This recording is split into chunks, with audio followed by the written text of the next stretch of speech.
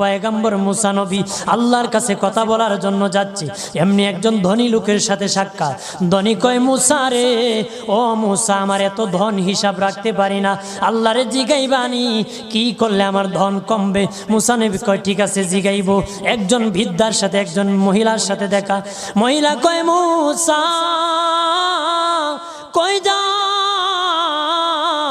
কই যাও রে মুসা? মুসা নবী কয়, তোর পাহাড়ে যাব, আল্লাহর সাথে কথা বল।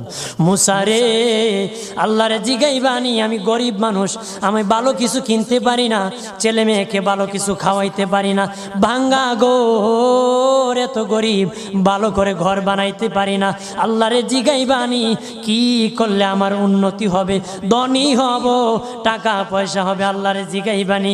আল্লাহ মুসা নবী কয়, ঠিক আছে, আল্লাহরে জিগাইব, তুমি কেমনে ধনী হইবা?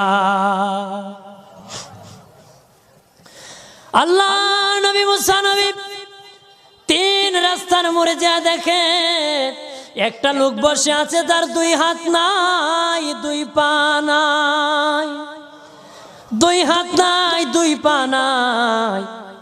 ওই লোক ডাক দিয়া কয়, মুসা রে, জীবনে কোনোদিন নিজে হাঁটতে পারি নাই, নিজ হাতে খেতে পারি নাই, কেউ খাওয়াইলে খাই, নতুবা উপবাস থাকি, বৃষ্টি আসলে ভিজি, সেখানে আমি আবার শুকাই।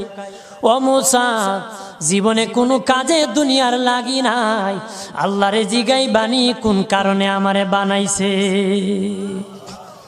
আল্লাহ কয়, জিগাই মনে। মুসা নবী কয়, আল্লাহরে তোর পাহাড়ে মুসা নবী, মুসা ছিল কালিমুল্লাহ, কথা বলার প্রেম ছিল, কথা বলতো, কথা বলার প্রেম ছিল। কথা বলতে বলতে শেষ দিকে আল্লাহ গো, আসার সময় 3টা লোক আমার কাছে প্রশ্ন করেছে। একজন লোক হলো ধনী, কিভাবে তার ধন কমবে গো?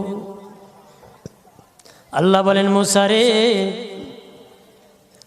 তারে জানায় দাও, যাকাত দেওয়া যেন বন্ধ করে দে, শুকরিয়া আদায় করা যেন বন্ধ করে দে, তাহলে আমি প্রভু আল্লাহ সুবহানাহু ওয়া তাআলা তার ধন কমায়া দিব। যদি শুকরিয়া আদায় বন্ধ করে, তাহলে ধন আমি কমাই দেব। এরপরে মুসা নবী বলে, ও মালিক, আল্লাহ একজন মহিলা বলেছে তার গরিব মানুষ গরিবী হালত যায় না, যত ইনকাম করে তার একটা ভাঙ্গা ঘর, ভালো ঘর বানাইতে পারে না গো। ও প্রভু, কি করলে তার ঘর উন্নতি হবে, তার অবনতির থেকে উন্নতি হবে? আল্লাহ বলেন, মুসা রে,